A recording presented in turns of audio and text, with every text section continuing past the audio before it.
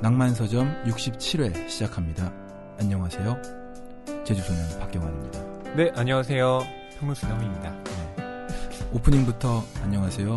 감기 걸린 제주소년 박경환입니다. 하려다가 너무 장난스러울까봐 네.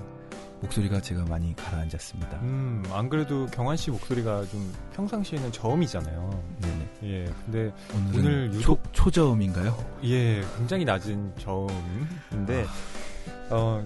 아마 들으시는 분들은 허이와 박경환의 목소리를 굉장히 잘 구분하실 수 있을 듯합니다. 네, 제가 오늘 이런 목 상태로 까불었다가는 목이 계속 뒤집힐 거예요. 그래서 본의 아니게 좀 점잖게 이렇게 말씀을 드리도록 하겠습니다. 환절기라 감기에 걸리신 건가요? 이겨내지 못했어요. 어린이집으로부터 날아온 감기균을 집안에서 이렇게 방어하지 못하고 다 뚫렸습니다. 그러게요. 그러니까 보통 이 아이들이 어린이집에서 이렇게 집에서 옮겨온 네. 그 감기 뭐 이런 균들을 그 콧물을 열심히 닦아주다가 그렇죠. 저희 집이 초토화됐습니다. 부모님이 이렇게 병에 걸리는 네. 이런 안타까운 일들이 벌어지는데 예, 경환 씨 또 잘 이겨내시길 바라고요. 네. 예, 저희 댓글 소개 좀 해드릴게요. 네. 옹달세미님 2개의 댓글을 길게 남겨주셨는데 네. 허이님의 마지막 대목 중 이 책이 베스트셀러 순위에서 내려오지 않는다는 것에서 우리 사회에 어떤 단점이 느껴진다 라고 말씀하신 것에 저도 동감하며 많이 안타깝네요. 이 책이란 아마 풀꽃도 꽃이다를 말씀하고 계신 것 같네요. 예, 맞습니다. 제가 사실 여기에 그 좀 뼈를 집어넣어서 네. 뼈가 있는 말이었나요? 그렇죠. 이야기를 했는데 잘 캐치하셨군요. 네.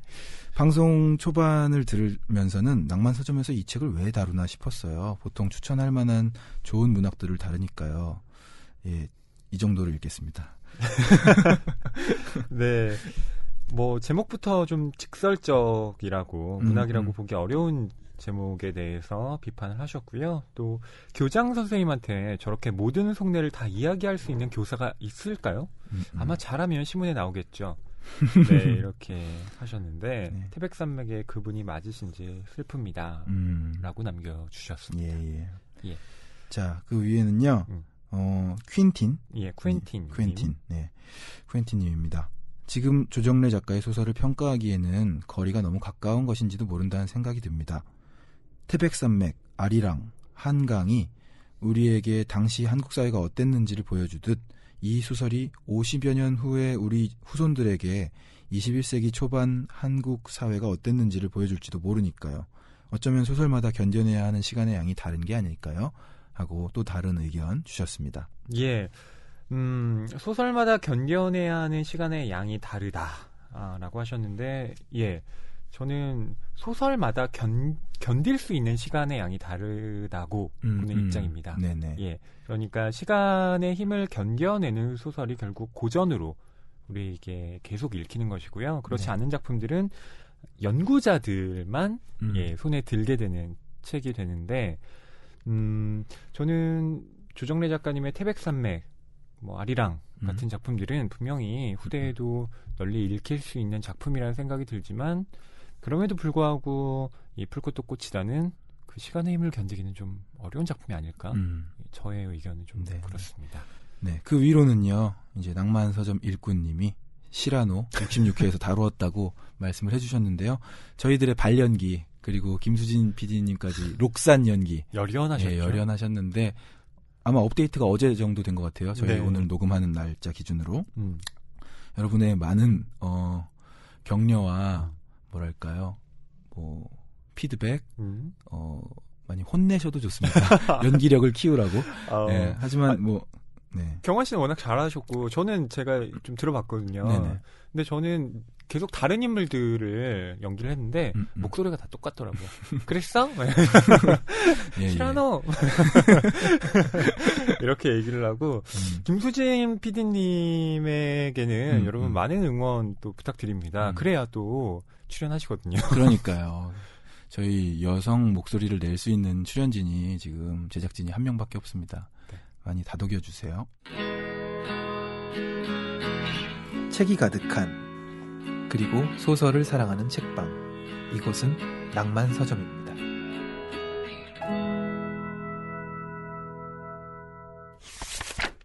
낭만서점 속 코너죠.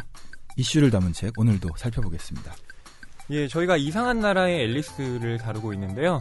이상한 나라로라는 주제로 같이 읽어볼 두 권의 책 소개해드리겠습니다. 네, 먼저 허버트 조지 웰스의 마술가게. 네, 허버트 조지 웰스는 이 SF의 창시자, 환상문학의 대가로 알려져 있는데요. 우리에게는 이 우주전쟁이라는 작품으로 익숙하게 알려져 있죠. 네. 뭐 허버트 조지 웰스의 작품만 실려 있는 것이 아니고요. 뭐 보물섬의 저자 스티븐슨을 비롯한 여러 작가의 호손도 있고요. 네. 작품들이 묶여 있는 단편집입니다. 네. 3명의 작가가 함께 만든 작품이네요. 예. 이 표제작인 마술가게는 아빠와 아이가 이 진짜 마술가게에 들어가게 되면서 벌어지는 일들을 다룬 이야기인데요. 이 마술가게에서 아버지가 아이가 느끼는 이 다른 감정들, 다른 감각들에 대한 것들 한번 관심 있게 읽어보시면 좋을 것 같습니다. 앨리스가 혼자서 이렇게 이상한 나라를 여행했다면은 이번에는 아빠와 아들이 같이 마술가게에서 헤매이는군요. 그러게요. 네. 예, 두 번째로 저희가 같이 읽어볼 작품은 이상한 나라의 앨리스 후속작인 거울 나라의 앨리스입니다. 네, 뭐가 뭔지 모를 만큼 비슷하게 생겼습니다. 표지는 굉장히 흡사한데요. 이상한 나라의 앨리스와 거울 나라의 앨리스. 이 거울 나라의 앨리스는 이 이상한 나라의 앨리스의 6개월 후를 배경으로 하고 있는데요. 이 거대한 체스판과 비슷한 거울 속 세계에서 하얀 왕, 또 뭐 붉은 여왕, 이들을 만나면서 벌어지는 일들 또 다루고 있습니다. 네, 우리가 많이 알고 있던 캐릭터들 트위들덤 트위들디, 험프티 덤프티도 여기서 나오는군요. 그렇죠. 이상한 나라의 앨리스 읽으면서 안 나와가지고 언제 나오지 했는데 네. 여기 나오는군요. 그렇습니다.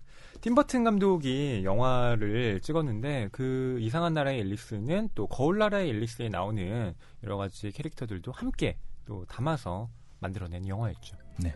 이상한 나라로 떠나게 해주는 책들, 마술가게, 또 거울 나라의 앨리스, 이상한 나라의 앨리스와 함께 읽어보시면 좋겠습니다.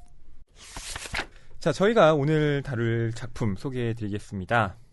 오늘은 루이스 캐럴의 이상한 나라의 앨리스를 이야기해보려고 합니다. 네, 정말 그야말로 고전입니다. 루이스 캐럴, 이상한 나라의 앨리스, 그리고 또 거울 나라의 앨리스도 있고요. 예. 그렇죠? 오늘 저희가 다룰 작품은 펭귄 클래식 판본 이상한 나라의 앨리스인데요. 이 책을 받아들고 읽으려고 보는데 깜짝 놀랐어요. 왜요? 서문이 안 끝나서요.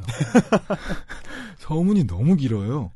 야, 이 도대체 어느 정도 읽다 보면은 끝나겠지 했는데 어디가 끝인가 하고 계속 넘겨보다가 깜짝 놀랐습니다. 서문이 뭐 한 4분의 1가량? 예, 책 두께 그 정도 네. 잡힙니다. 굉장히 길죠. 그리고 판본에 대하여, 네, 사파에 대하여. 서문이 끝이 아니에요. 판본에 대하여, 사파에 대하여 이런 글들이 이어지고 난 뒤에 한참 뒤에 이제 이상한 나라의 앨리스가 시작을 합니다. 그런 점에서 저 같은, 그러니까 이 작품에 대해서 좀 더 많은 정보를 원하는 사람들에게 이 펭귄 클래식 판본은 참 좋은 책인 것 같아요. 네. 저는 웬만해선 서문 다 읽거든요. 예. 그리고 뭐 뒤에 있어도 뒤에 먼저 찾아보고 더 이해를 하고 작품을 들어가려고 하는데 이번엔 서문 다 못 읽었습니다. 그리고 이 서문이라고 하는 것이 보통은 작가가 쓰는데 이건 루이스 캐럴이 쓴 게 아니라 그 연구자가 쓴 거잖아요. 네네. 휴 호턴이라는 네, 이 연구자가 써서 2차 문헌의 성격을 지니고 있죠. 네네. 아, 참, 그리고 저희가 왜 시라노에 이어서 또 다른 고전인 이 이상한 나라의 앨리스를 다루게 되었는지에 대해서도 좀 말씀을 드려야 할 것 같은데요. 네. 원래 순서대로라면 베스트셀러 중 한 권을 다뤄야 하는데 네. 예, 저희가 조금 시간을 갖기로 했습니다. 네. 이 베스트셀러라는 것이 생각보다 그렇게 순위 변동이 심하지 않아서 네네. 네, 약간 시간차를 두고 예, 저희가 다음 방송에서 예. 돌아오려고 합니다. 그렇습니다. 이미 준비된 책은 있습니다. 네. 네. 자, 이상한 나라의 앨리스를 또 하게 된 이유 중에 하나가 얼마 전에 거울 나라의 앨리스라는 영화가 개봉을 했습니다. 네. 예. 그래서 영화도 마침 개봉했는데 이것과 관련된 고전을 한번 해보자라고 해서 저희가 이 이상한 나라의 앨리스를 하게 됐고요. 거울 나라의 앨리스 같은 경우는 제임스 보빈 감독이 연출을 했고 또 2010년에는 팀버튼 감독이 이상한 나라의 앨리스라는 제목의 영화를 만들기도 했죠. 네. 경화 씨는 혹시 영화 보셨나요? 아니 그 모자 장수가 굉장히 이렇게 컬러풀하게 나온 그 영화 조니 뎁이 맞죠? 예. 봤네요. 그럼 했죠. 예. 제가 봤는지 안 봤는지도 모르고 그 장면이 기억이 납니다. 모자장수의 활약 같은 그렇죠. 게. 예. 참 팀버튼의 페르소나라고 할 수 있는 그 배우가 바로 조니 뎁인데 뭐 가이손해에서도 그랬고요. 참 모자 장수가 전 주인공인 줄 알았어요. 이상한 나라의 앨리스인데 굉장히 그 책 읽다가는 모자 장수가 여기 사파에서는 키도 좀 작고 예, 그냥 큰 존재감은 없던데요. 그렇죠.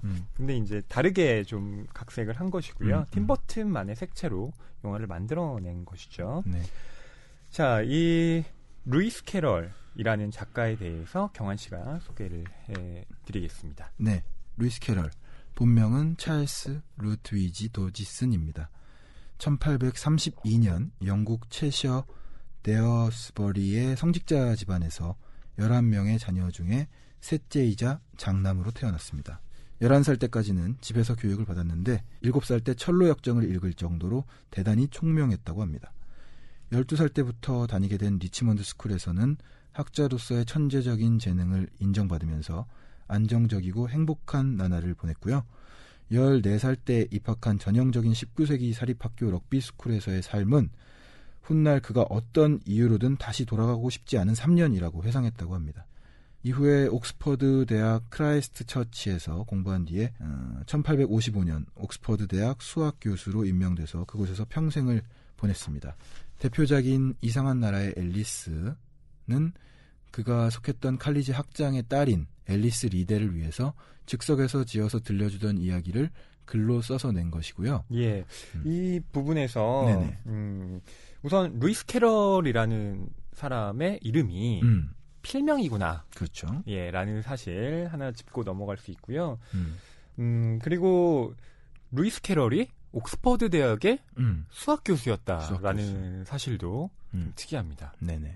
작가인데 수학자라고? 보통 문학과 수학은 좀 반비례한다라는 그렇죠. 그런 인식이 강하잖아요. 그러니까 문과 이과 나누기도 하고. 네, 뭐 문학을 잘하는 사람은 수학을 못하고 수학을 잘하는 사람은 문학 관련 과목을 못한다. 이게 통설인데 경환 씨는 어떻게 생각하시나요? 루이스 캐럴이 좀 깨주었나요? 그런 거랑 상관없이 이렇게 재능 있는 사람은 뭐든 잘한다. 다른 장르를 또 굉장히 특색 있게 매력 있게 풀어낼 수 있지 않을까 하는 그런 생각 드네요. 그렇죠. 그리고 이 루이스 캐럴 같은 경우는 수학 교수일 뿐만 아니라 논리학자이기도 합니다. 그러니까 이 논리학이 또 이 거울나라 앨리스라는 작품에서는 또 굉장히 잘 반영이 되어 있거든요. 모든 것이 반대로 비치는 이런 상황 자체가. 저도 논리학 수업 들었던 게 기억이 나네요. I 판단, E 판단 이런 게 있었는데. 철학과. 참 철학도셨죠. 그 논리학은 뭐 몇 학기를 듣는 내내 늘 내용이 비슷했어요. 네. 그게 굉장히 또 어려운 학문이잖아요. 그러게요. 예. 형식 논리학 뭐 이런. 예. 크게 뭐 깨달은 바는 없습니다. 그게 이렇게 실생활에 뭔가 이렇게 도움이 잘 되진 않나요? 예, 그냥 그런 학문이 있구나 하고 넘어왔죠. 그러셨군요. 네. 예, 이 루이스 캐럴이 이상한 나라의 앨리스를 1865년에 썼는데 이때 쓰게 된 계기가 그가 속했던 이 칼리지 이 학장의 딸 앨리스 리델을 위해서 즉석에서 지어낸 이야기를 바탕으로 쓰여졌다. 앨리스가 실존 인물이었어요. 그렇죠. 원래 이 자기 상관의 딸들과 이 루이스 캐럴이 친하게 지냈는데 뭐 종종 놀러 갔다고 합니다. 예, 그래서 함께 이 강가에 이렇게 놀러 갔는데 이제 리델 학장의 딸들이 이제 꼬꼬마들이잖아요. 그래서 아저씨 저희한테 재밌는 얘기 들려주세요 이렇게 졸랐고 그래서 루이스 캐럴이 그때 즉석에서 그래 한번 들어봐봐 이러면서 이야기를 쭉 풀어내죠. 그것이 이상한 나라의 앨리스의 이 앞에 처음에 시에 그 어떤 광경이 그려져 있습니다. 아하 그렇구나. 네. 거기에 연관돼 있군요. 딸이 3명 있는데 그 중에서 둘째 딸 앨리스를 주인공으로 삼았다. 그만큼 루이스 캐럴이 앨리스를 굉장히 좋아했다는 이야기이기도 하죠. 네. 자, 이 작품을 발표한 후에 거울나라의 앨리스로 그는 단숨에 당대 가장 유명하고도 중요한 아동문학 작가가 되었습니다.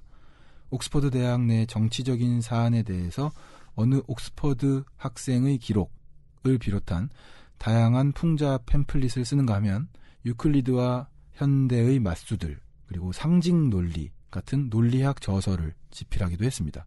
뿐만 아니라 그는 빅토리아 시대 유명 인사들과 아이들을 찍은 사진에서 선구적인 업적을 남긴 아마추어 사진 작가이기도 합니다.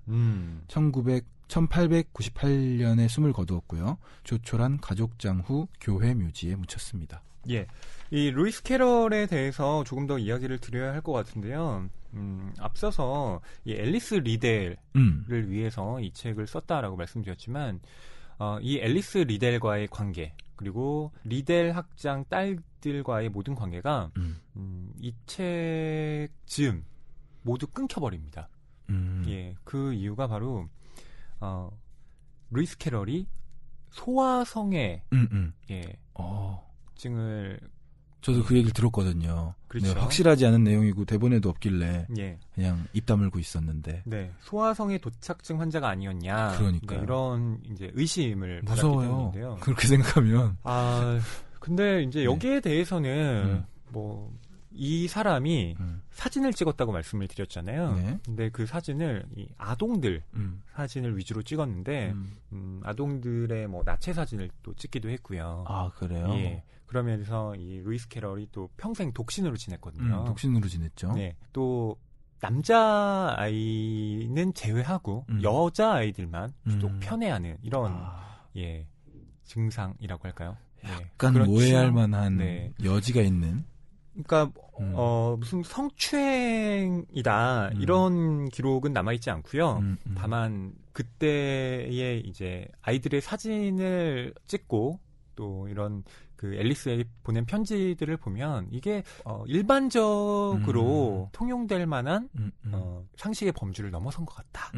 이런 앨리스에게 보낸 친필 편지도 있나요? 예, 그렇습니다. 궁금한데요, 내용이.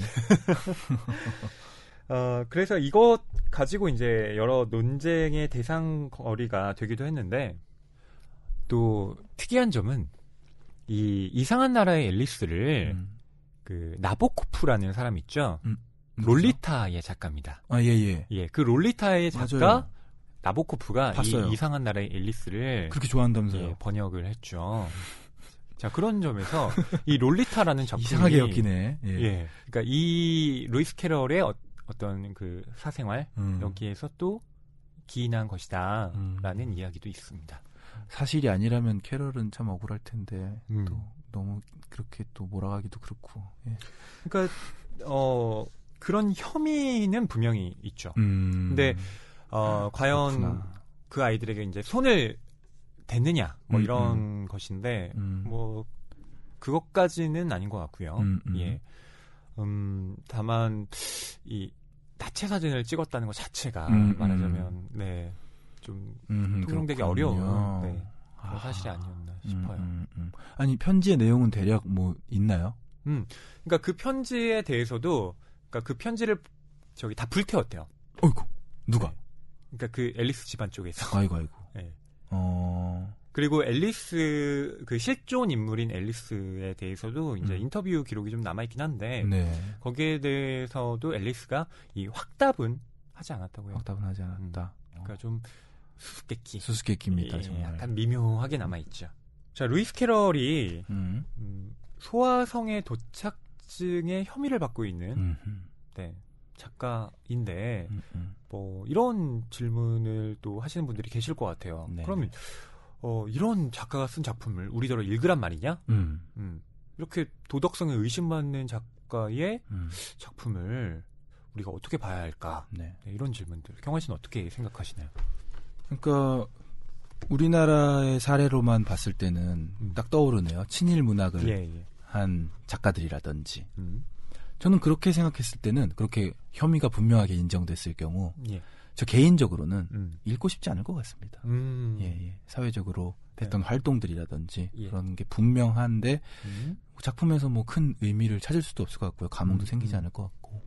근데 루이스 캐럴의 경우는 저는 훨씬 더 이제 불분명한 것으로 알고 있었고 지금도 뭐 분명한 건 아니잖아요. 그렇죠? 그렇습니다. 그래서 뭐 궁금해지네요. 그냥 그 사실이 어떤 것인지 캐럴의 본심은 무엇이었는지 좀 궁금해집니다. 예, 저는 루이스 캐럴이 어린 소녀를 좋아했다는 것, 특히 사춘기 이전의 소녀들에게 아주 많은 애정을 쏟았다는 것 자체는 그냥 그럴 수 있다고 봐요. 네네. 네. 뭐 그런 사람이 있죠. 네. 하지만 이제 그것이 어떤 물리적인 네, 그 폭력을 동반했을 경우에는 엄한 제재를 받아야겠죠. 그렇죠. 당연히. 네. 엄청난 폭력이니까요. 네. 그런데 저는 루이스 캐럴이 여하튼 이 앨리스 리델의 경우에도 그것이 주변에 알려졌기 때문일 테지만 예, 관계를 끊었고 그 이후에 알려진 어떤 예, 사실들이 뭐 명확한 사실들이 없고 네, 이거에 대해서 어떤 단죄를 하기는 좀 어렵다고 보고요. 네. 그다음에 작가의 도덕성의 문제에 대해서 뭐 이런 건 있겠죠. 명백한 그 범죄들, 이를테면 성폭력, 그 어떤 독재 정권의 아부한 네, 그런 작가들, 네, 이런 경우에는 뭐 그 작품 역시 좀 비판적으로 읽어야 한다고 생각합니다. 네네. 그러니까 뭐 그 작품을 말살해야 된다 이게 아니라 그 작품에 이 작가의 어떤 경력들과 연관지어서 이 작품을 좀 비판적으로 바라보는 네네. 것이죠. 그리고 친일 문학의 경우에서도 이게 사실 뭐 임종국 선생님이 친일 문학론이라는 예, 방대한 저작을 남기기도 하셨지만 네. 그렇게 친일 문학이라고 친일 그 문인들을 판단하기 어려운 사람들이 네네. 상당히 많습니다. 기준이라는 게 그게 네. 또 칼로 딱 자를 수 있는 게 아니죠. 네, 명백하게 천황폐하 뭐 만세 뭐 대일본 뭐 이렇게 뭐 영원하라 이렇게 이야기한 작가들도 분명히 있습니다. 노골적으로 난 그냥 일본이 좋아라고 한 작가들도 물론 있죠. 그런데 애매한 작가들 이를테면 일제의 지배가 계속되던 그런 상황 속에서 조선어를 쓸 수 없고 그 상황에서 자신이 어떻게 글로 그리고 소설로 발표해야 되는가 이런 것들을 치열하게 고민한 사람들도 많고요. 또 채만식의 예를 들어본다면 채만식도 식민지 시대에 이 붓을 꺾지 않고 작품 활동을 계속했던 사람이거든요. 그 사람이 유일하게 나중에 그 해방 후에 민족의 죄인이라는 작품을 써서 예, 뭐 자기 변명 그리고 자기 반성 같은 걸 합니다. 그 작가만 사실 그런 반성적인 네, 그런 제스처를 취했고요. 또 채만식이 일제강점기에 쓴 작품들이 보면 일제에 대한 그 미묘한 비판들 많이 하고 있습니다. 네, 뭐 종로의 주민이라든가 뭐 태평천하는 말할 것도 없고요. 그러니까 이런 작품들을 보면 그러니까 이 작가가 이 후대의 어떤 나쁜 그리고 옳지 않은 행보를 취했다는 것과 그리고 그 이전에 그 작가가 해왔던 노력 사이에서 그러니까 우리가 어떤 그 기준을 적용해야 할지 네네. 역시 좀 애매한 그렇죠. 것이 있죠. 네네. 네. 그래서 저는 이 도덕성 문제를 따질 때는 훨씬 더 정밀하고 예, 좀 뭐랄까요? 이것을 좀 일도양단하는 것이 아니라 네, 정말 회색지대까지 품을 수 있는 그런 관점을 네. 좀 취하지 않을까 싶어요. 네. 알고 있는 옅은 잣대로 뭐 정죄하거나 재단하기는 힘든 네. 네, 그런 부분인 것 같습니다. 그렇죠. 자, 이상한 나라의 앨리스의 줄거리를 좀 소개해드리도록 하겠습니다. 네. 네, 이상한 나라의 앨리스는 19세기 소설 가운데 이 독창적 그리고 실험적인 작품으로 굉장히 또 많은 사람들에게 읽혔는데요. 이 롤리타를 쓴 작가 나보코프는 이 책을 러시아어로 옮겼다고 제가 말씀을 드렸고요. 또 초현실주의자들이 프랑스에서 이 초현실주의의 어떤 강령들을 만들어 나가는데 또 이 책을 많이 참조를 했고요. 또 T.S. 엘리엇, 버지니아 울프, 제임스 조이스 같은 작가들이 이 책의 애독자였습니다. 이 이상한 나라의 앨리스는 앨리스라는 소녀가 꿈속에서 이상한 나라를 여행하면서 겪는 신기한 일들을 그린 작품인데요. 앨리스는 회중시계를 꺼내보는 토끼를 따라 나섰다가 이상한 나라에 가게 됩니다. 그곳에서 앨리스는 몸이 커졌다 작아졌다 하면서 눈물 연못에 빠지기도 하고 담배 피우는 애벌레, 가발순 두꺼비, 채셔 고양이처럼 동물들과 이야기를 나누는데요. 이외에도 자기가 안고 있던 아기가 돼지로 변하기도 하고 또 미친 모자 장수를 만나기도 하는데요. 이 꿈에서 깨어난 앨리스는 언니에게 자신이 꿈에서 겪은 이야기를 또 들려줍니다. 그리고 앨리스의 언니도 앨리스와 비슷한 또 환상에 빠져들게 되죠. 아니 모자 장수만 미쳤다고 하네요.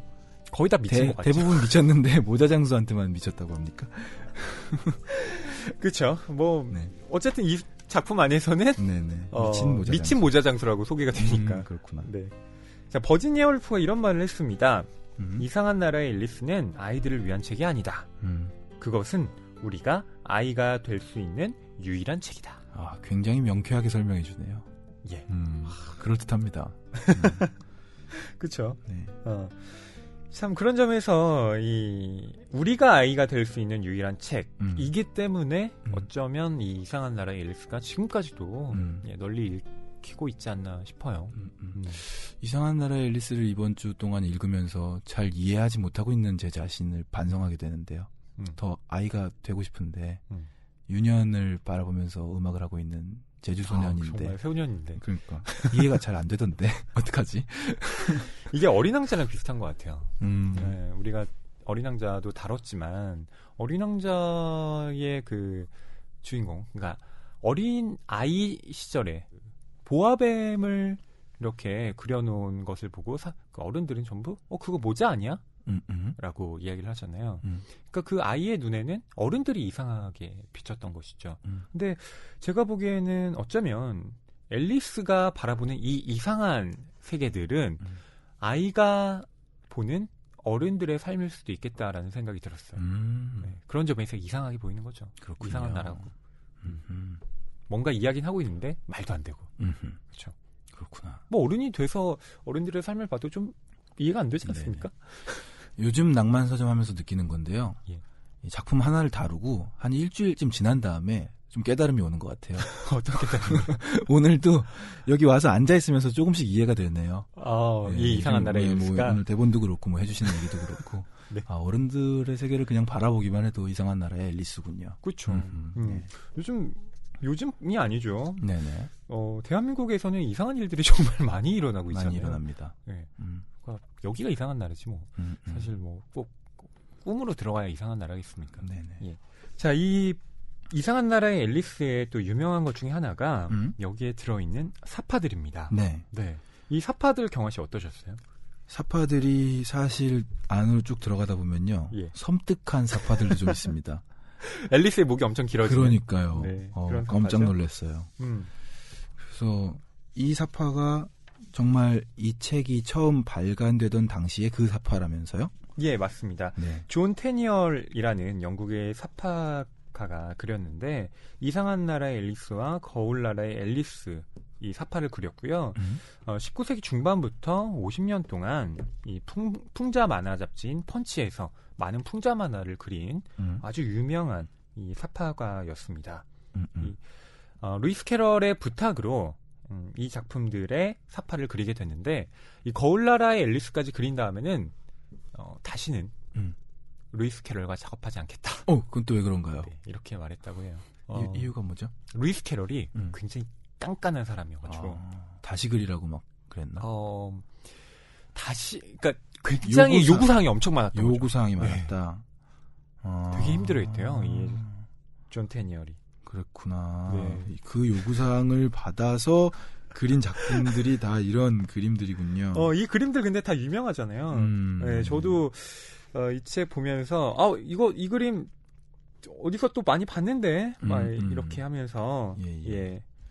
그런데 이게 전 세계 각국으로 번역되고 출간되면서는 네. 다른 그 화가들이 그림을 그린 판본들도 많다면서요? 그렇죠. 하지만 가장 유명한 건 이 존 테니얼이 그린 예, 이 작품의 사파고요. 네.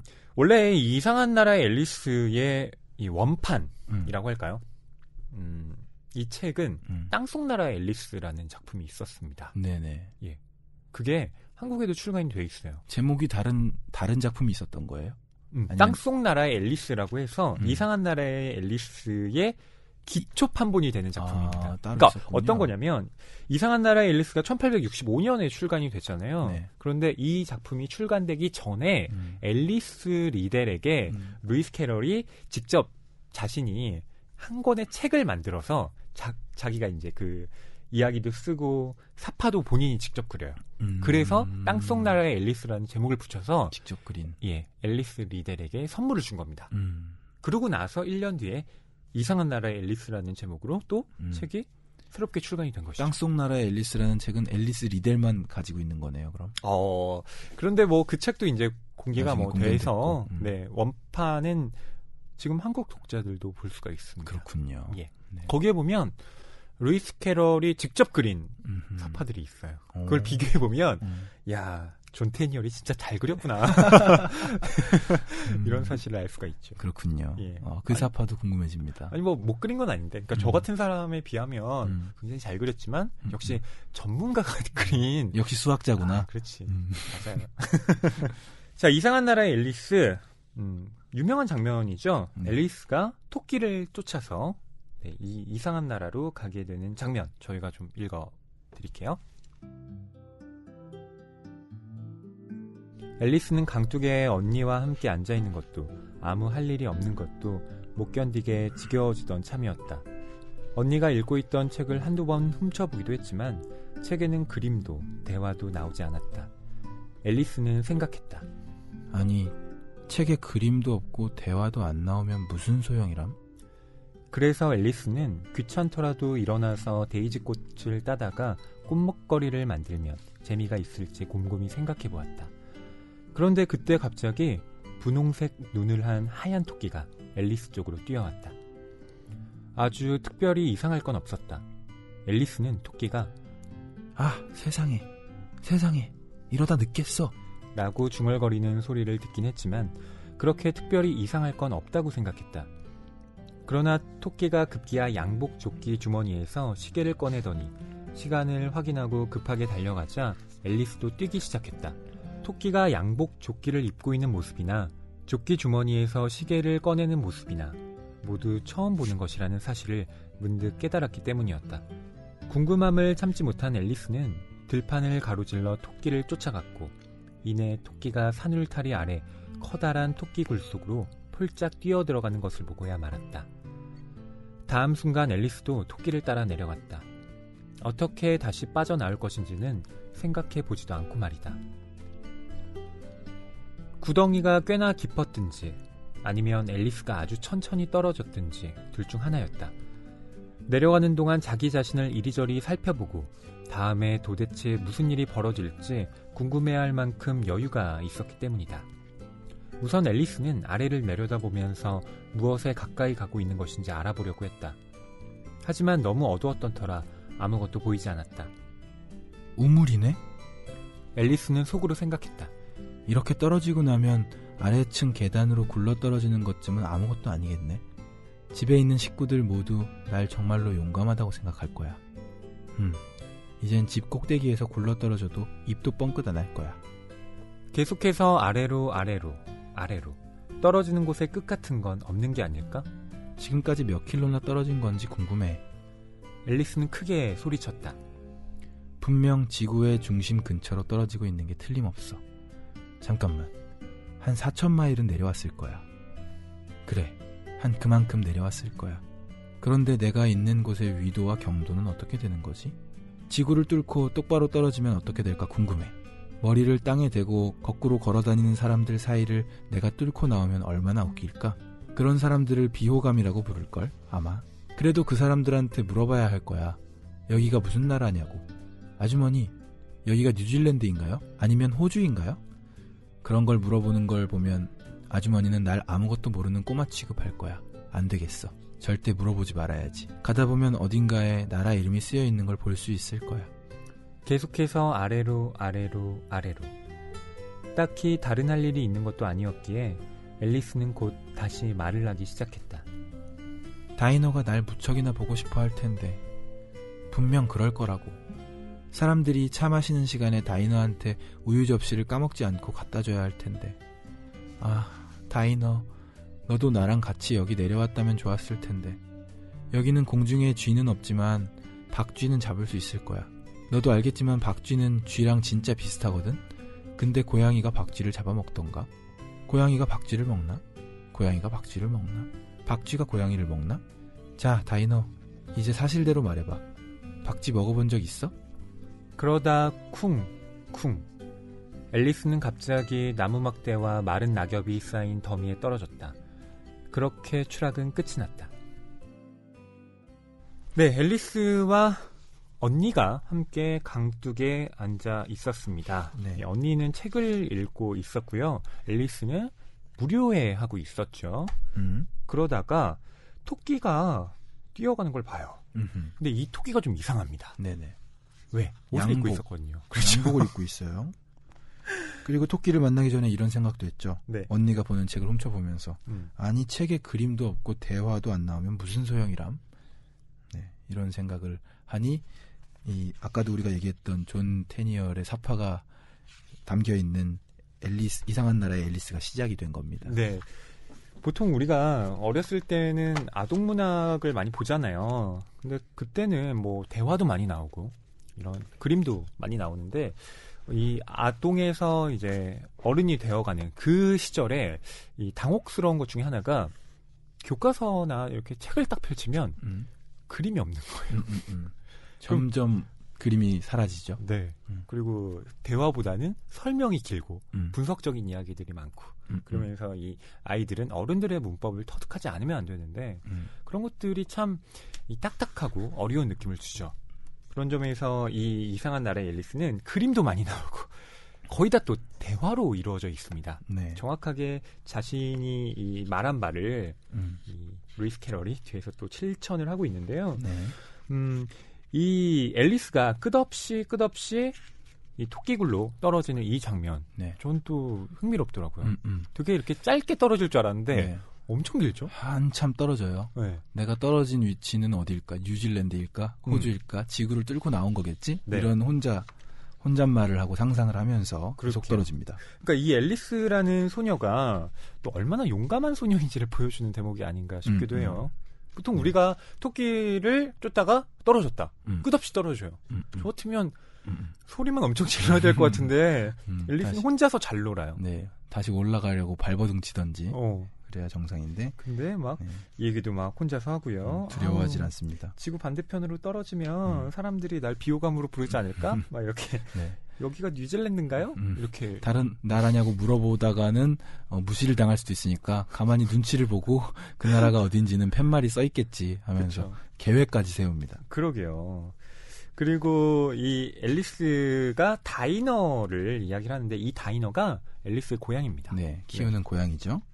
그러게요. 그러면서 이 고양이가 박쥐를 먹나? 고양이가 박쥐를 먹나? 이런 말을 하기도 하는데 이게 영어로 하면 그러니까 고양이가 캣이잖아요. 네, 그리고 박쥐는 네, 배트죠. 네. 그리고 먹나는 이트잖아요. 네. 그러니까 이게 지금 비슷한 발음들이 연달아서 나오는 겁니다. 캣, 뱃, 이트. 예. 그러면서 이제 말장난을 하는 거죠. 예. 이게 이제 번역을 하니까 네, 네. 이게 고양이가 뭐 박쥐 그렇죠. 먹나? 뭐 이게 무슨 말이지? 예. 그런 부분들이 사실 꽤 많이 나오는 것 같아요. 그래서 이렇게 조그만한 숫자로 네. 가로 4번이라고도 써 있어서 이게 뒤로 넘어가서 가로 4번을 찾아봐야 하는 네. 네, 그런 수고가 좀 있습니다. 예, 주석이 달려 있죠. 저는 근데 이게 있어야 사실은 이 작품이 좀 이해가 되지 않을까 싶어요. 맞아요. 그냥 이해하기에는 좀 어려운 측면이 있습니다. 아니 한 가지 바람이 있다면은 주석을 그냥 그 장에다가 좀 달아놨으면 그죠? 저도 그 밑에 안 그냥 넘어갔을 달았으면 텐데 좋겠어요. 귀찮아서 잘 안 넘어가게 됩니다. 요즘 나오는 책들이 이렇게 이 주석을 맨 뒤로 많이 빼거든요. 특히 교양 학술서들이 그런 형식을 취합니다. 근데 저는 그게 꼭 좋은 네네. 예, 편집 방식은 아닌 것 같아요. 그러지 왜냐하면 말라고 너무 좀 전해주시면 수고가 예, 많고 네네. 그다음에 그걸 보고 바로바로 이렇게 눈을 이동하면서 이렇게 빨리빨리 보고 읽어야 되는데 그러니까 이걸 나중에 찾아봐야지 하고 이렇게 킵해두면 그러니까. 다시 뒤로 안 돌아가거든요. 네. 안 가게 되죠. 그러니까 근데 이제 편집자들이 그렇게 하는 이유는 밑에 그 책 본문 밑에 이 각주를 달게 되면 사람들이 너무 어려워한다는 거예요. 그래요? 그러니까 이게 어떤 전공서적처럼 보인다는 거죠. 예. 그러니까 나는 교양서로 비춰서 판매량을 늘리고 싶은데 밑에 각주가 있으면 사람들이 뭐야 이거 이론서인가? 이러면서 안 읽게 되죠. 그냥 대충 봤을 때는 그렇죠. 더 어렵게 보인다. 그래서 뒤로 다 빼는 거예요. 그렇구나. 그럼 위로 빼면 아무 상관없겠죠? 위로 빼면 책 모양이 이상해지겠죠.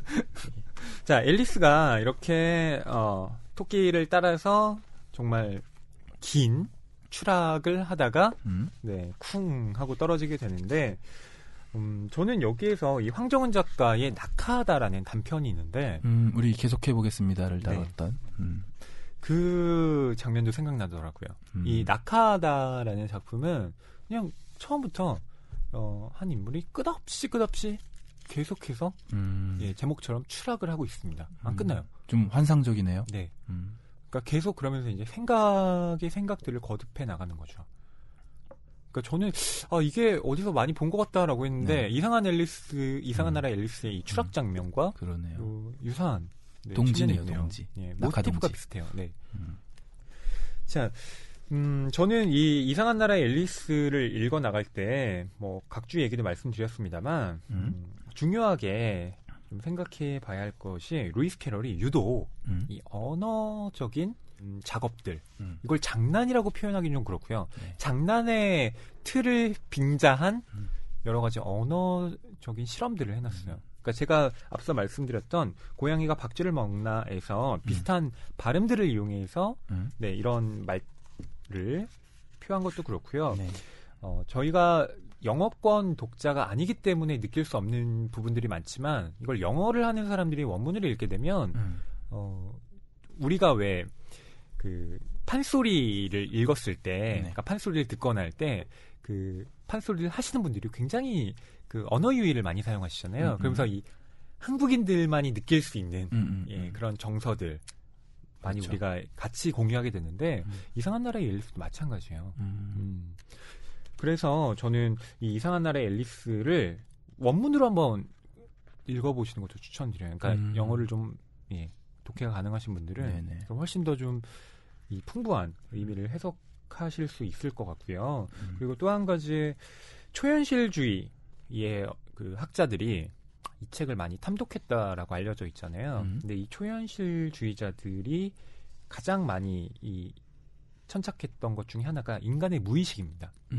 근데 인간의 무의식은 또 꿈을 통해서 발현된다라고 알려져 있잖아요. 프로이트가 꿈의 해석을 가지고 인간의 무의식을 밝혀냈듯이.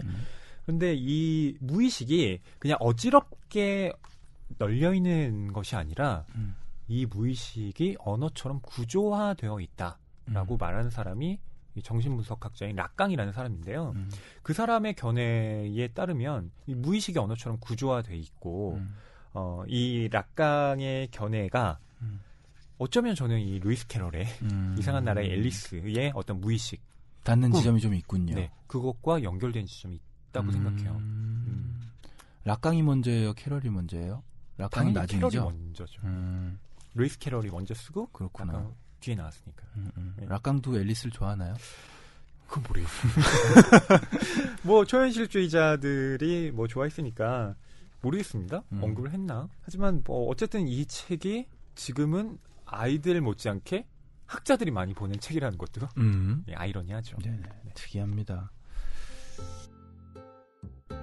어머나, 정말 오늘은 모든 게 다 이상하네. 어제는 모든 일이 평범했는데 말이야. 밤사이에 내가 변한 게 아닐까? 오늘 아침에 일어났을 때 난 어제랑 똑같았던 걸까? 뭔가 약간 달라진 것 같기도 하고. 그렇지만 내가 만약 어제와 같지 않다면 다음 질문은 도대체 난 누구지? 라는 거겠지? 아, 이건 정말 엄청난 수수께끼야. 앨리스는 같은 나이 또래의 아이들을 모두 떠올리기 시작했다. 그중 한 명으로 자기가 바뀐 게 아닌지 알아보고 싶어서였다. 분명 에이다는 아니야. 에이다는 긴 곱슬머리인데 난 전혀 안 그렇단 말이야. 그리고 메이벌도 아니야. 난 이것저것 다 아는데 메이벌은 진짜 조금밖에 모른단 말이야. 더구나 걔는 걔고 나는 나인걸? 아, 이거 너무 어지럽잖아. 예전에 알던 걸 모두 잘 알고 있는지 봐야겠다. 4 곱하기 5는 12, 4 곱하기 6은 13, 4 곱하기 7은 이렇게 하다간 20까지도 절대 못 가겠어. 그렇지만 구구단은 그렇게 중요한 게 아니니까. 지리로 넘어가 봐야지. 런던은 파리의 수도고, 파리는 로마의 수도고, 로마는... 아니야, 다 틀렸잖아. 정말 메이벌로 변한 게 맞나 봐. 그럼 작은 악어를 다시 불러봐야겠다. 앨리스는 일어나서 직접 키를 재어보려고 탁자 쪽으로 갔다. 그러고는 가까스로 추측해보니 키는 2피트 정도 된 것 같았고 계속해서 빠르게 키가 줄어드는 것 같았다. 앨리스는 곧 이것이 손에 든 부채 때문임을 알게 되었고 곧바로 부채를 떨어뜨렸다. 줄어들어서 사라지기 직전에 스스로를 구하기 위해서였다. 겨우 살았네. 앨리스는 갑작스러운 변화에 크게 놀라 이렇게 말했지만 한편으로는 사라지지 않고 여전히 남아있는 것이 무척 기쁘기도 했다. 이제 정원으로 가는 거야. 앨리스는 작은 문 쪽으로 쏜살같이 달려갔다. 하지만 안타깝게도 작은 문은 다시 닫혀 있었고 작은 황금 열쇠는 전처럼 유리탁자에 놓여 있었다. 상황이 전보다 더 안 좋아졌잖아. 이렇게 작아져 본 적이 없어. 없다고. 상황이 아주 안 좋다고 말하겠어. 정말 그렇다고. 이 말을 하는 순간 발이 미끄러졌고 곧이어 물에 첨벙 빠지고 말았다. 턱 밑까지 소금물이 차올랐다. 처음 든 생각은 아무래도 바다에 빠진 것 같다는 것이었다. 네, 이 앨리스가 지금 왜 이렇게 이상한 일이 계속 벌어지고 있는 거지? 예, 의문을 갖습니다. 네. 뭔가를 먹었더니 자기의 몸집이 막 커지기도 하고요. 커지죠. 예, 그다음에 토끼가 떨어뜨리고 간 그 부채를 막 붙였더니 다시 몸이 작아지기도 하고, 네네. 예, 거인이 됐다가 소인이 됐다가 이것들을 반복하면서 정말 이상해. 혹시 내가 아닌 게 아닐까? 정체성에 의심을 합니다. 밀란 군데라의 정체성 막 떠오르는데. 네. 그렇죠? 이런 장면까지는 그래도 그나마 어릴 적에 우리가 만화로도 좀 보고 했던 장면인 것 같아요. 예.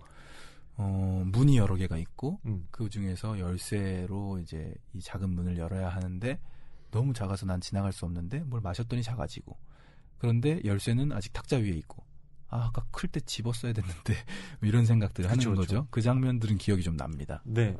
그리고 아마 청취자 여러분께서 좀 이상하게 생각하셨을 장면이 이 앨리스가 내가 정말 나인지 알아봐야겠다. 예전에 내가 알고 있던 걸 검토해봐야지 라고 하고 구구단을 외우거든요. 네. 4 곱하기 5는 12 4 곱하기 6은 13 이상하지 않나요? 4, 5, 12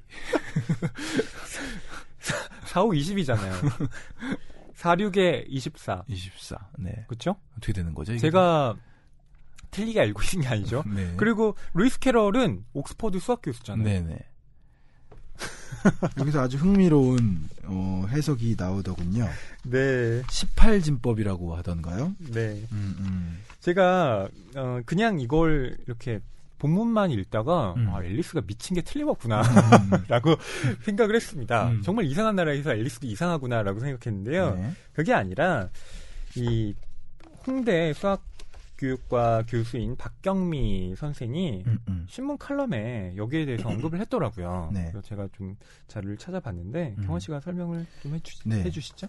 그러니까 10진법 이외의 진법이 등장하는 작품으로 이상한 나라의 앨리스를 들 수 있다고 얘기를 하고 있고요. 이 소설의 작가 루이스 캐럴이 원래 옥스퍼드 대학의 수학자인 만큼 이 작품에 수학적 장치가 곳곳에 담겨 있는데 눈물 연못의 2장이죠. 방금 읽었던. 네. 여기에 이와 같은 독백이 나옵니다. 4 곱하기 5는 12, 4 곱하기 6은 13. 수학자인 작가가 엉터리 구구단을 내놓았을 리가 없고 이제 구구단을 분석해보면 4 곱하기 5는 분명 20인데 12라고 말한 것은 18진법을 적용했기 때문이다. 18진법에서는 0부터 17까지가 한 자릿수이고 18이 되면 두 자릿수로 올라가게 된다. 10진법의 수 20은 18 더하기 2이기 때문에 18진법으로 표현하면 12가 된다. 동일한 방식으로 4 곱하기 6은 10진법으로 24이고 24는 21 더하기 3이기 때문에 21진법을 적용하면 13이 되는 것이다. 예. 그러니까 제가 이 글을 읽으면서 좀 궁금했던 건 그럼 이 당시에 영국은 18진법을 사용했나? 아니면 앨리스만 그냥 18진법으로 구구단을 한 건가? 네, 이런 궁금증이 있는데 이건 뭐 어떻게 네. 해결할 도리가 없더군요. 그럴 리가 없지 않나요? 그 당시에 뭐 18진법을 사용했을 리가 없잖아요. 아니 뭐 진법이야 여러 가지를 사용할 수 있죠. 저희도 수학 시간에 10진법뿐만 아니라 뭐 다른 계산법 배우잖아요. 네. 네. 근데 영국 사회가 그걸 사용했을 리가 있습니다. 일반적으로 그러게요. 그러니까 일반적으로 과연 사용했을까라는 거고요. 근데 그리고 뭐, 예. 지금 4 곱하기 5에서는 18진법을 적용하고 4 곱하기 6에다가는 또 21진법을 적용한 거예요, 그럼? 지금 진법을 계속 바꿔가면서 네네. 구구단을 외운 거네요. 네네. 와. 저도 이 대본을 받아보고 그런가 보다 했는데 지금 읽다가 깨달았어요.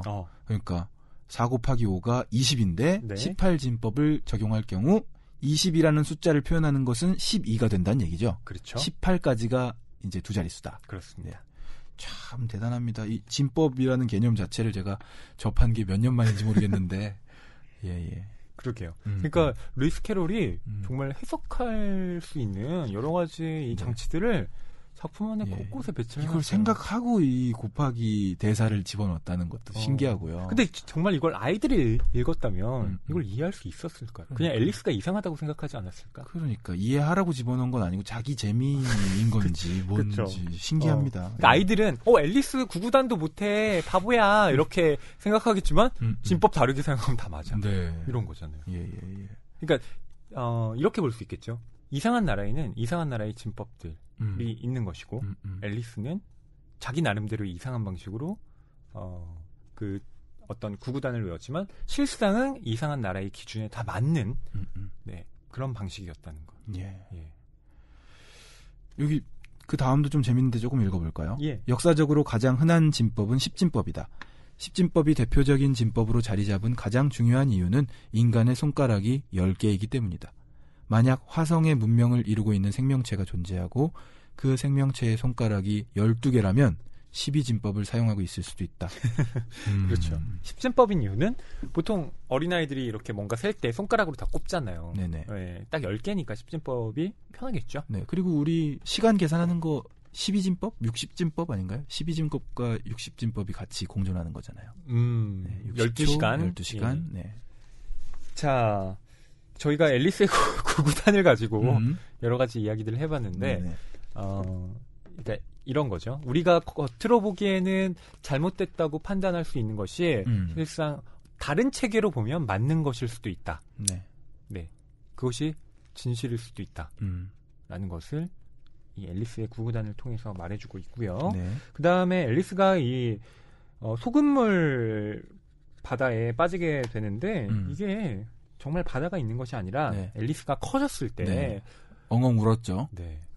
그 몸집이 큰 상태에서 울었던 그 눈물이 작아져 보니까 바다가 돼 있는 겁니다. 그렇죠. 야, 독특합니다. 그래서 자기 눈물에 자기가 빠져서 후적후적 눈물 바다에서 이런 장면도 또 흥미롭죠. 과연 인간이 슬픔에 빠지게 되는 것은 외부의 요인일까? 아니면 자기가 만들어낸 것에 의해서 호적되고 있는 것일까? 야, 또 그렇게도 해석이 되는군요.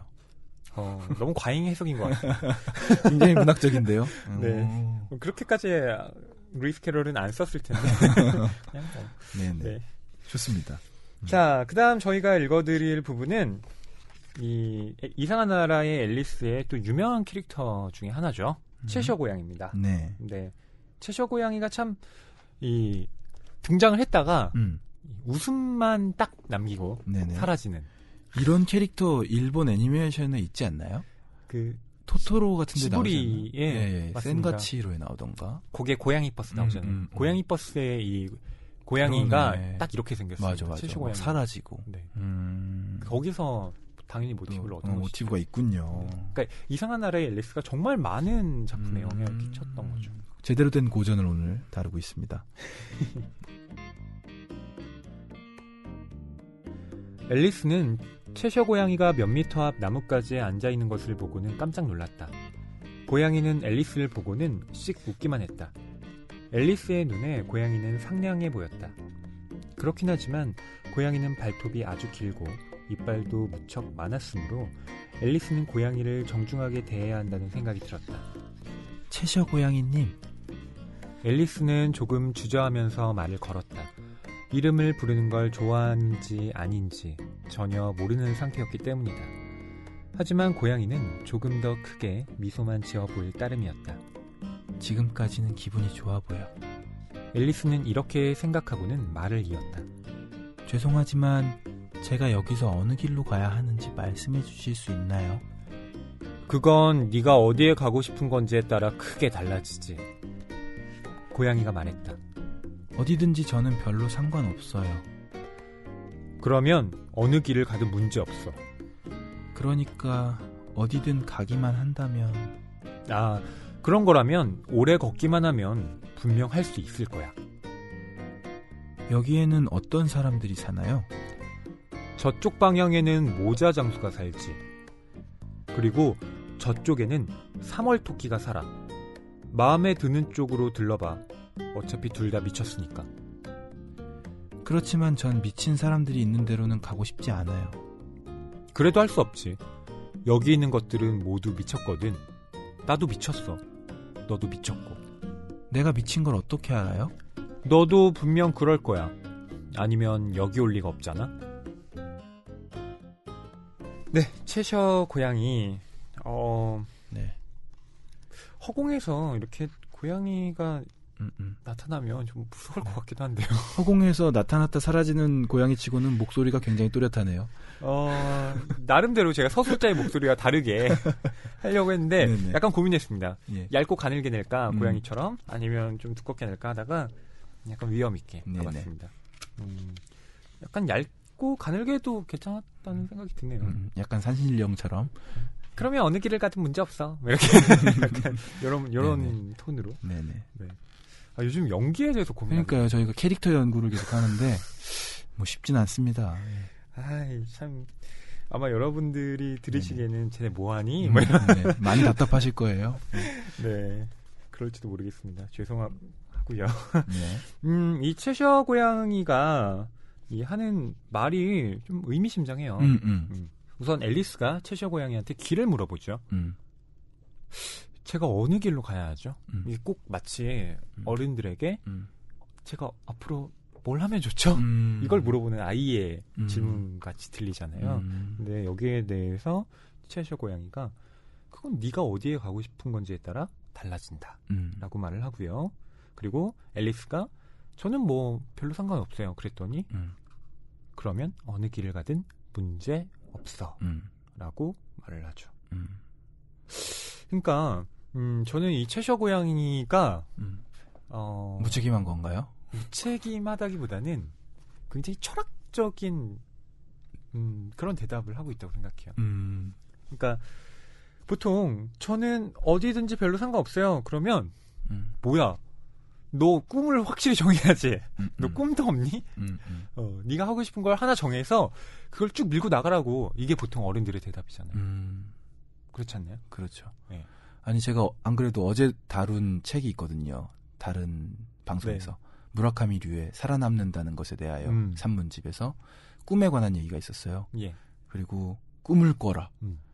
TV랑 뭐 매스컴에 나와가지고 뭐 유명 기업인들, 스포츠 선수들 꿈을 가지고 언젠가 노력하면 이루어진다는 메시지들을 전하는데 과연 그런 메시지들이 난무하는 이 사회가 정상인가? 이런 글이었어요. 네, 꿈을 꼭 꿔야 되나? 그렇죠. 아이들 대부분은 아직까지 꿈이 없어서 불안해하는데 그런 아이들에게 꿈을 꾸라는 그 메시지 부담스럽진 않을까 하는 그런 글이었는데. 그렇죠. 예. 그리고 보통 그 꿈을 꾸라는 얘기는 좋은 직업을 가지라라는 얘기와 다르지 않아요.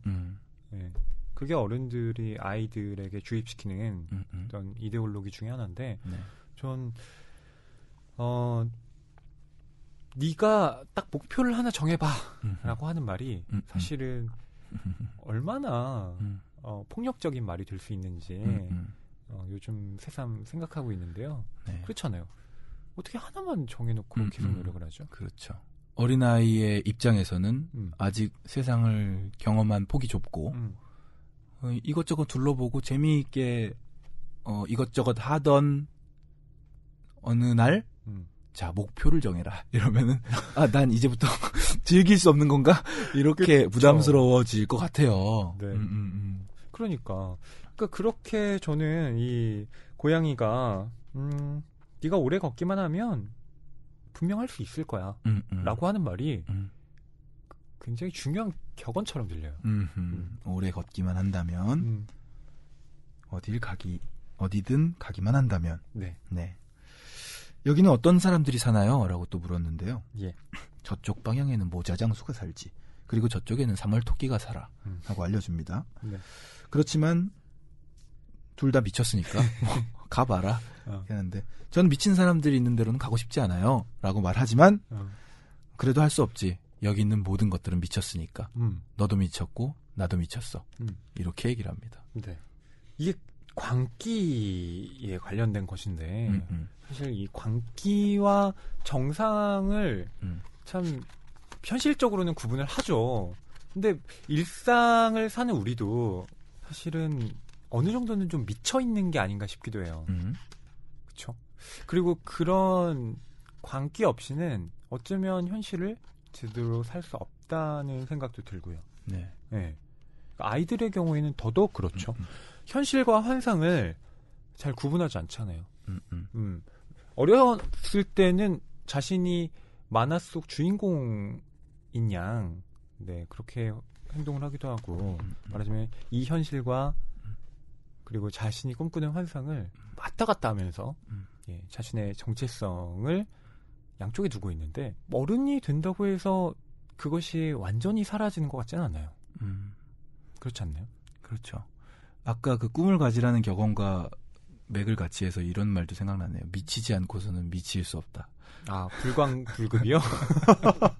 지금 또 미친 거 얘기하다 보니까 생각은 나는데. 아니, 불광불급은 약간 이제 다른 맥락. 그렇죠. 지금 얘기하는 거랑은 다르고 아까 오히려 꿈을 강조하는 거랑 비슷한 것 같고요.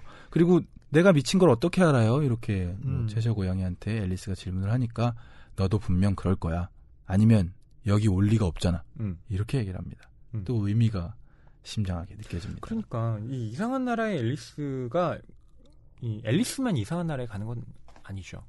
우리는 한때 다 이상한 나라에 살던 주민이었고 어른이 됐다고 생각하는 이 시점은 그 나라로부터 시민권을 박탈당한 그런 것일 수도 있겠죠. 하지만 그렇기 때문에 현실이 팍팍하고 재미없고 힘들다라고 느낄 수도 있는 것이고요. 예. 네. 그러니까 현실을 살아가는데 저는 이 반쯤 미쳐 있는 이 상황 필요하다고 생각합니다. 저도 미쳐 있는 것 같아요. 아니 점점 너무나 빠르게 돌아가는 이 모든 상황들은 정말 좀 미쳤다고 표현하기는 힘들지 몰라도 너무 피곤하게 만드는 것 같긴 해요. 그렇죠. 사람을. 모든 걸 다 해결해야 하는데 해결해야 할 일들이 너무나 많고 그러기 위해서는 시간이 너무 촉박하고 이런 상황들은 굉장히 많습니다. 그렇습니다. 이 앨리스와 채셔 고양이의 대화 저희가 들려드렸고요. 이번에는 앨리스가 하트 여왕과 만납니다. 그러면서 크로켓 게임이라는 걸 하는데요.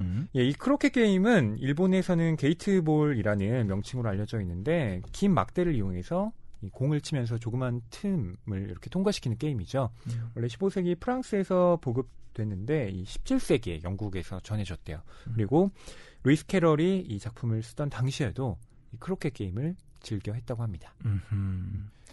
우리나라에서도 종종 동네 지나다니다 보면 할아버지들이 좀 하고 계신 풍경을 볼 수 있었는데 바로 그게 크로켓 게임이군요. 근데 이 크로켓 게임이 굉장히 또 기묘해요. 나무 막대를 사용하지 않습니다. 다른 걸 사용해요. 네네. 그 그림도 있죠. 네, 저희가 읽어드리겠습니다. 이 게임은 여태까지 한 번도 본 적 없는 이상한 크로켓 경기였다. 그들은 이랑과 고랑이 울퉁불퉁한 곳에서 산 고슴도치를 공으로, 산 홍학을 망치로 쓰고 있었다. 병사들은 허리를 구부리고는 손발로 땅을 짚어서 몸을 아치형으로 만들고 있었다. 앨리스가 부딪힌 첫 번째 큰 어려움은 홍학을 다루는 것이었다.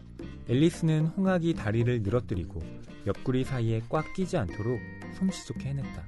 그러나 홍학의 목을 쭉 뽑아서 그 머리로 고슴도치를 치려고 하자 홍학이 고개를 비틀어 돌리더니 앨리스의 얼굴을 빤히 바라보려 하는 것이었다. 홍학이 어찌나 곤혹스러운 표정을 지는지 앨리스는 그만 웃음을 터뜨리고 말았다. 다시 홍학의 머리를 아래쪽으로 하고 한 번 더 공을 치려고 하자 이번에는 고슴도치가 둥글게 만 몸을 펴고는 기어가고 있었다. 앨리스는 이것을 보니 짜증이 마구 일었다.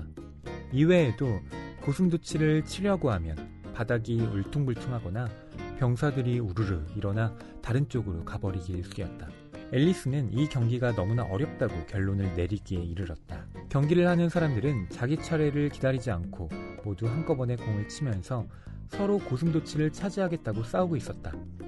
잠시 후 여왕은 다시 불같이 화를 내며 이리저리 발을 쾅쾅 구르면서 저놈의 목을 쳐라! 라고 하거나 전현의 목을 쳐라!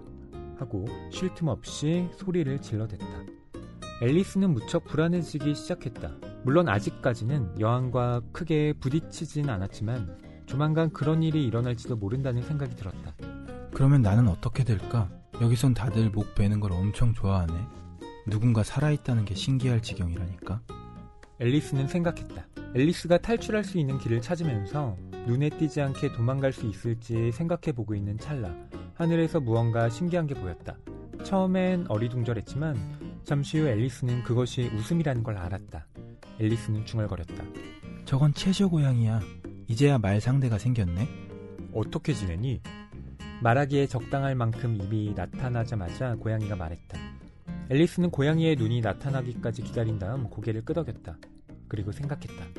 귀가 나올 때까지는 말해봤자 소용없어. 한쪽 귀라도 생긴 다음에 말해야 해.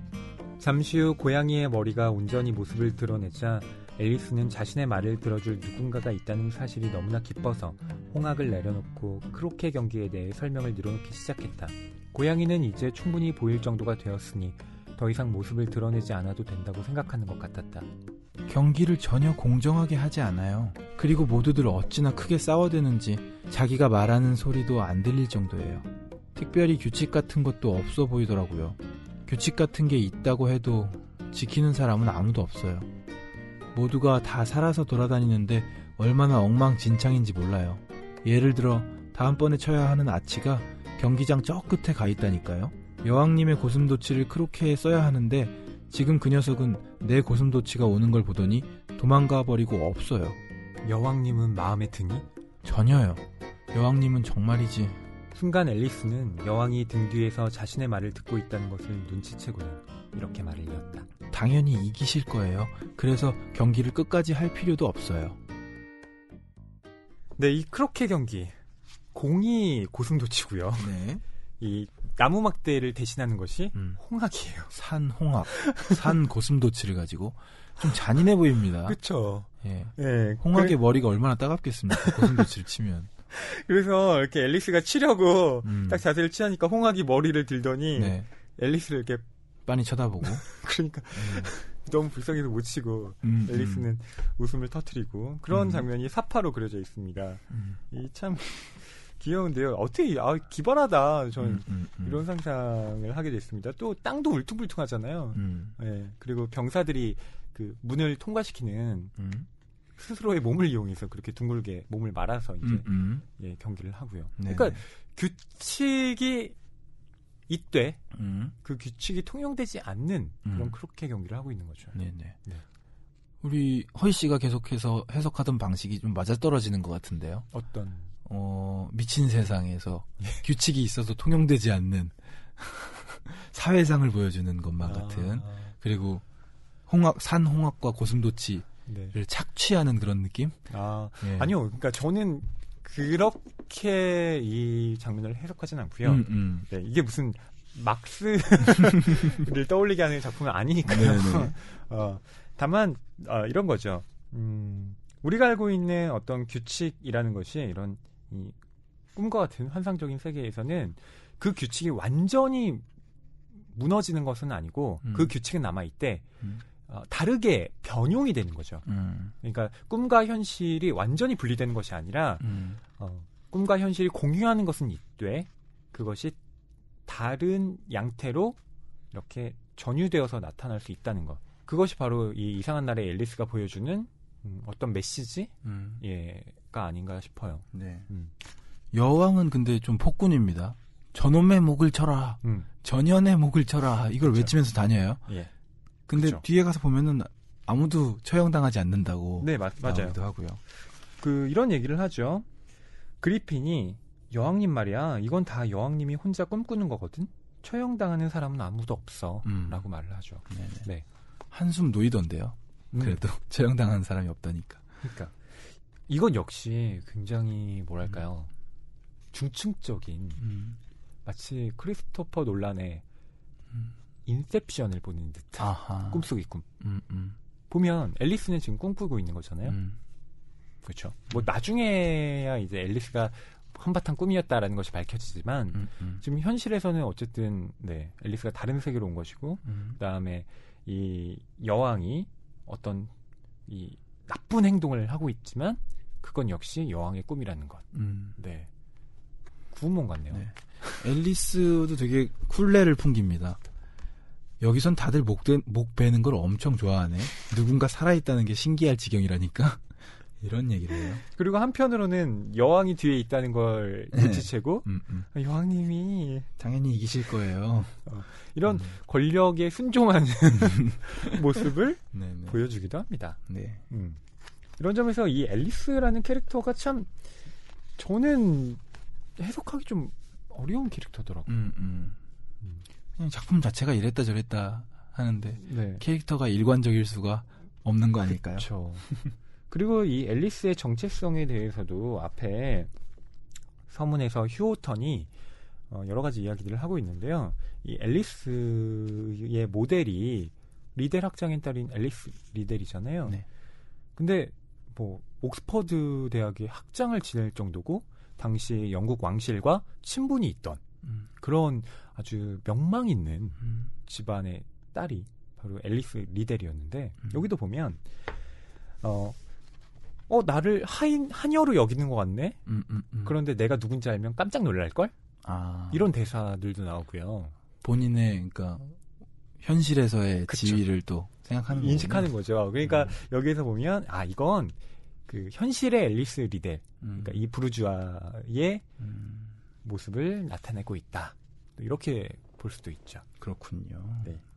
그러니까 앨리스가 지금으로 따지면 뭐랄까요, 금수저 라고 할 수 있겠죠. 네. 그리고 이 이상한 날의 앨리스에 대해서 저희가 좀 이야기를 할 것이 우선 이 어린이라는 개념에 대해서 요즘의 잣대로 우리가 이것을 판단하는 것이 아니라 이 19세기의 네. 현실을 좀 떠올려 볼 필요가 있다는 겁니다. 왜냐하면 이 어린이라는 개념이 탄생한 것이 비교적 최근이에요. 네.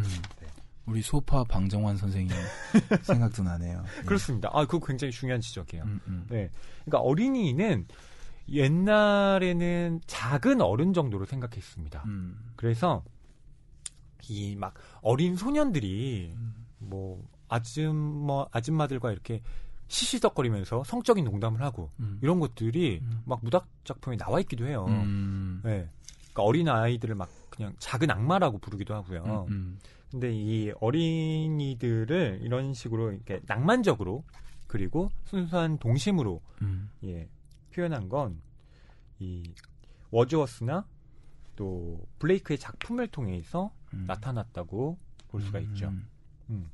그래서 이 앨리스가 이 탄생했던 이 빅토리아 왕조 시대에는 이 두 가지의 어떤 아동 문학의 분류 기준이 있는데 하나는 어린이를 교화의 대상으로 좀 교훈적으로 가르치려는 성향의 아동 문학이 있었고요.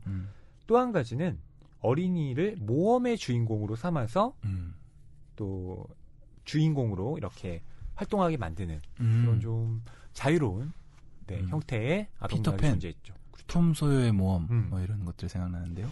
그런 점에서 이 이상한 나라의 앨리스는 어린이를 교화의 대상으로 보는 것이 아니라 어린이를 어떤 주체로 내세우는 작품이라는 점에서 의의를 가지고 있는 소설이라고 볼 수가 있죠. 그렇군요. 네. 헤맬 수 있는 자유라고 정열 평론가는 네. 이야기를 하기도 했는데요. 그렇죠. 헤맬 수 있는 자유. 저 이 말이 이 이상한 나라의 앨리스를 표현하는데 굉장히 중요한 키워드라고 생각해요. 맞아요.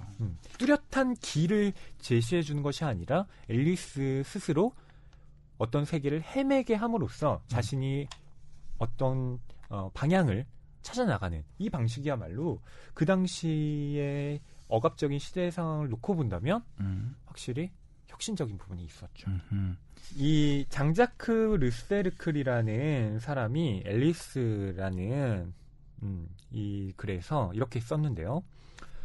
로빈슨 크루소가 대양이라는 광활한 공간을 탐험했던 것과는 달리 앨리스는 소녀이기 때문에 정원을 탐험하도록 강요받는다.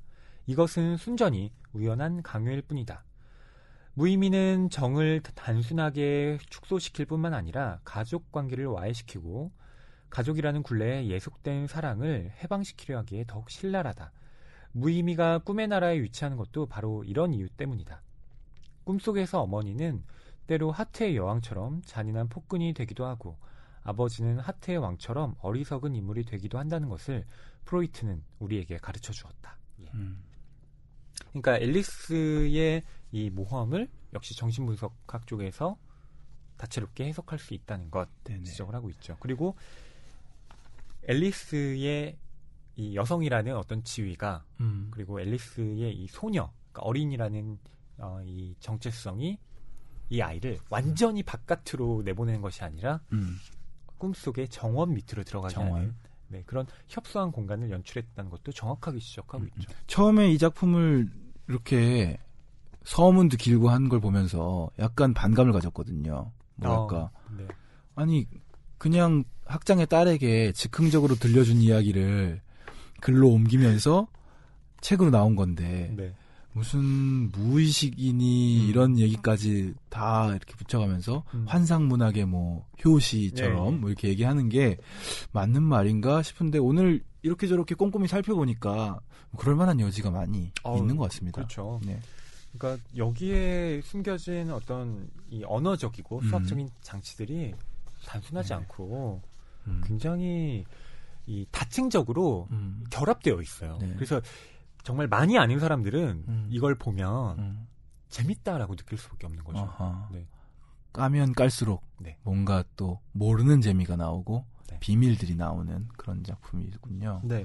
그렇기 때문에 이 작품이 서구권에서는 성경이나 셰익스피어의 작품 못지않게 많이 읽힌 그런 소설이라고 할 수가 있겠죠. 루이스 캐럴이 굉장히 치밀하나 봐요. 예. 수학자잖아. 이 수학자이자 논리학자인데 그 사람이 허투루 뭐 이런 걸 썼겠습니까? 그리고 이 사람이 이렇게 했던 이 장치들이 정말 뭐 의식적으로 고안한 것일 수도 있겠지만 루이스 캐럴의 무의식, 네, 그것들이 여기에 또 아주 많이 담겨 있었겠죠. 그러니까 그 이유 중에 하나가 여기에 언어적인 장치들이 많이 활용되어 있다고 말씀드렸는데 루이스 캐럴이 말더듬이었어요. 네. 맞아요. 그런 내용들 나오더군요. 그래서 실제로 수업을 하는 루이스 캐럴은 그렇게 인기가 있진 않았다고. 네, 그렇습니다. 강사로서. 그러니까 어렸을 때 귀를 알아서 소리를 한쪽을 잘 못 듣게 됐고, 네, 뭐 말도 더듬었다고 하는데요. 이 말을 더듬는다라는 것, 그러니까 언어에 대한 컴플렉스가 있을 수밖에 없는 거잖아요.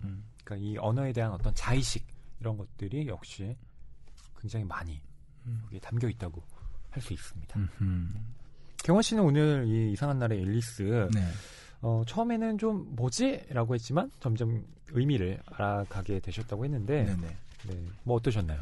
뭐 아직까지도 뭐 명확하게 설명된다든지 뭐 어떤 장면이 뭐 확실하게 깨달아진다든지 그런 건 전혀 없지만요. 그리고 뭐 저는 대략적으로 그냥 그 다음 장면 누구를 만나고 이런 것들을 좀 따라서 읽었어요. 그 모험하는 과정들 그리고 사파도 있으니까 네. 그림도 그려지고 그런 재미를 느끼면서 읽긴 했는데 제가 생각했던 것보다 훨씬 더 좀 복잡했고 또 사파가 생각보다 조금 그로데스크했다 이런 느낌을 받으면서 책을 읽었는데요. 오늘 함께 이야기 나누고 나니까 언어 유희적인 부분들 그리고 계속해서 드러날 수 있는 그런 비밀들 궁금해지긴 합니다. 네. 네. 저는 이상한 나라의 앨리스 맨 앞에 있는 이 시를 읽어드리면서 예, 마치면 어떨까 싶은데요. 자, 이런 시가 시입니다. 제일 어렵던데. 예. 네. 어느 황금빛 오후 내내 우린 한가로이 배를 저었네. 솜씨는 없었지만 작은 팔로 부지런히 노를 저었지. 작은 손은 헤매는 우리를 이끌어주는 척 손짓했다네. 아, 잔혹한 세 사람이여. 그런 시간에 꿈을 꾸는 듯한 날씨에 이야기를 들려달라고 조르다니. 깃털 하나도 살랑일 수도 없을 만큼 숨이 약한 이에게. 하지만 불쌍한 한 사람의 목소리가 입을 모아 말하는 세 명의 목소리를 어찌 당해내겠는가. 거만한 프리만은 명령을 내렸지. 이야기를 시작하세요. 보다 부드러운 목소리로 세쿤다가 이렇게 말았지. 이야기에 말장난도 나와야 해요. 반면 테르티아는 몇 번씩이나 이야기를 가로막고 나섰지. 곧 갑작스러운 침묵이 찾아왔고 새 아이들은 환상 속에서 꿈속 아이를 쫓아 새롭고 신기한 일들이 펼쳐지는 나라를 떠돈다네. 새나 짐승들과 다정스레 이야기를 나누고 이 모든 것들을 사실로 믿기도 하면서 그리고 이야기가 끝나고 환상의 오물도 마르자 지친 그는 살며시 화제를 돌리려 애썼지. 나머지는 다음 시간에. 지금이 다음 시간이에요. 행복한 목소리들이 비명을 지르네. 그리하여 이상한 나라의 이야기가 나왔다네. 서서히 하나둘씩. 신기한 사건들을 고심고심 만들어 이제 이야기는 끝나고 우리 즐거운 선원들은 뱃머리를 돌려 집으로 향했다네. 저무는 햇살 아래. 앨리스, 이 어린아이 같은 이야기를 가지렴. 그리고 부드러운 손길로 이 이야기를 놓아두렴. 어린 시절의 꿈이 신비로운 기억의 띠로 얽혀 자라는 그곳에 저 먼 나라에서 꺾은 꽃들로 만든 순례자가 쓴 시든 화관처럼. 작품을 다 어느 정도 다루고 읽으니까 읽힙니다. 이 그쵸? 시가. 네. 네. 이런 이야기를 만들어내기 전에 어느 황금빛 오후에 프롤로그 같은 네네. 그런 시군요. 예, 그렇습니다. 이 거울나라의 앨리스의 마지막에 역시 루이스 캐럴이 지은 시가 나오는데요. 그 시의 첫 그 행들의 앞머리 글자를 따면 앨리스 리델의 이름이 나옵니다. 그러면서 역시 루이스 캐럴이 이 앨리스를 향한 마음을 담아내고 있는데요. 한 아이를 위해서 시작된 이 작품이 결국 전 세계에 있는 사람들에게 많은 감명을 주게 됐다는 것. 결국 특수한 것이 굉장히 깊어지면 여러 사람들의 마음에 또 다다를 수 있는 보편성을 획득한다는 것. 네. 저는 이 작품 읽으면서 다시 한번 느끼게 됐습니다. 네. 자, 오늘 낭만서점 67회 이건 정말 엄청난 수수께끼야. 루이스 캐럴의 이상한 나라의 앨리스를 다뤘습니다. 네, 저희는 다음 이 시간에 알랭드 보통의 신작 소설이죠. 낭만적 연애와 그 후의 일상이라는 작품으로 돌아오도록 하겠습니다. 안녕히 계세요.